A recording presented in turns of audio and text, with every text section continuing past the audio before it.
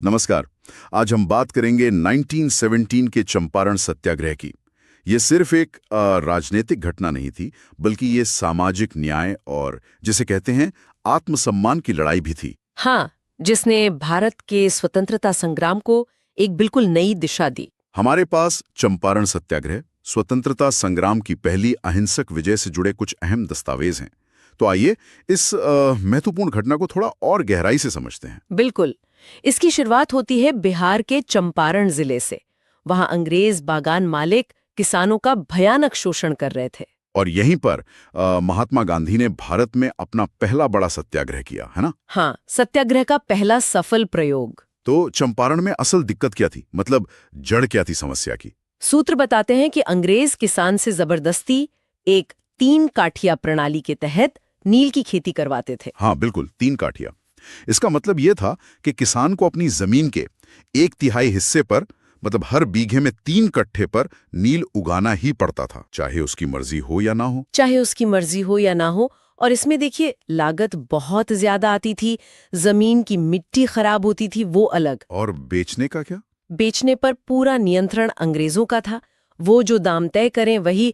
नतीजा ये कि किसान बेचारे भारी कर्ज में डूबते चले जाते थे, पीढ़ी दर पीढ़ी। और अगर कोई हिम्मत करके मना कर दे तो जाहिरा अंग्रेज आसानी से तो नहीं मानते होंगे। नहीं, बिल्कुल नहीं। सूत्र बताते हैं कि उन पर भयानक जुल्म होता था।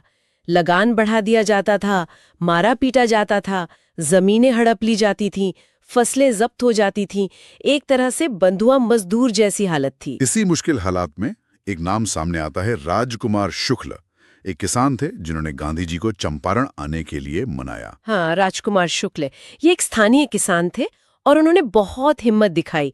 उन्होंने गांधी जी को लखनऊ में जाकर पकड़ा, फिर कलकत्ता में मिले और आखिरकार उन्हें चंपारण आने के लिए राजी कर ही लिया। और गांधी जी जब पहुंचे तो उन्होंने क्या किया? मतलब उनकी रणनीति क्या थी? गांधी जी ने आते ही सबसे पहले सीधा किसानों से बात की। वो गांव-गांव गए, उनकी समस्याएं सुनी बहुत धैर्य से और उनके बयान दर्ज किए। सबूत इकट्ठा करना। बिल्कुल। उन्होंने एक नैतिक और पूरी तरह से अहिंसक आंदोलन की नींव रखी। कोई हिंसा नहीं, कोई उग्रता नहीं, सिर्फ सत्य और तथ्य। ये दिलचस्प है कि जब अंग्रेजों ने उन्हें चंपारण छोड़ने का आदेश दिया तो गांधी जी ने साफ मना कर दिया। हाँ, उन्होंने कहा मैं नहीं जाऊंगा, और उन्होंने गिरफ्तारी दी। और अदालत में उनका बयान तो बहुत मशहूर हुआ। उन्होंने कहा कि वो जो कर रहे हैं वो नैतिक रूप से सही है और वो सजा भुगतने को तैयार हैं। बिल्कुल, ये उनकी निडरता थी। और इसका असर ये हुआ कि जनता का भारी समर्थन उन्हें मिला। प्रशासन पर इतना दबाव पड़ा कि उन्हें गांधी जी को रिहा करना पड़ा, बिना शर्त। ये दिखाता है कि नैतिक बल, जिसे कहते हैं मॉरल फोर्स, कितना शक्तिशाली हो सकता है सत्ता के सामने भी। सही कहा। फिर जनता के दबाव में सरकार को एक जांच समिति बनानी पड़ी, है ना? हाँ, बनानी पड़ी। सरकार मजबूर हो गई और सबसे बड़ी बात ये कि गांधी जी को भी उस समिति का सदस्य बनाया गया। कमाल है, जिस आदमी को वो निकाल रहे थे उसे ही जांच समिति में रखना पड़ा। हाँ, यही तो गांधी जी की रणनीति की जीत थी। समिति ने फिर जांच की और माना कि हाँ, किसानों से नील की खेती जबरदस्ती करवाई जा रही थी और ये 3 काठिया प्रणाली वाकई शोषणकारी थी। तो इसके मुख्य परिणाम क्या रहे? मतलब किसानों को क्या मिला आखिर में? कई बड़े परिणाम हुए। सबसे पहला तो ये कि वो जो जुल्म वाली 3 काठिया प्रणाली थी वो हमेशा के लिए खत्म हो गई। बहुत बड़ी राहत। बहुत बड़ी राहत। दूसरा, किसानों से जो अवैध तरीके से पैसा वसूला गया था उसका कुछ हिस्सा उन्हें हर्जाने के तौर पर वापस मिला। कर्ज भी कम हुए। और तीसरा? तीसरा और शायद सबसे अहम, किसानों में अपने अधिकारों के प्रति एक नई जागरूकता आई।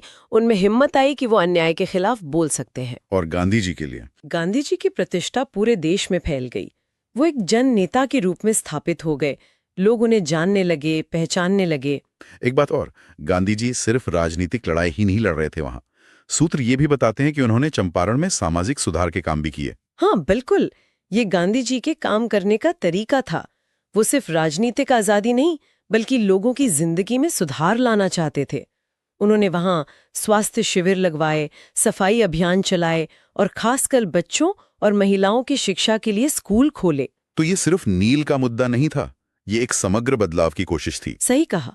इसीलिए ये सत्याग्रह ऐतिहासिक रूप से इतना महत्वपूर्ण है। ये भारत में सत्याग्रह का पहला सफल प्रयोग था। इसने दिखाया कि अहिंसा से भी जीत हासिल की जा सकती है। हाँ, और इसने भविष्य के बड़े आंदोलनों जैसे असहयोग आंदोलन और बाद में भारत छोड़ो आंदोलन, इनके लिए एक तरह से रास्ता तैयार किया, एक मॉडल दिया।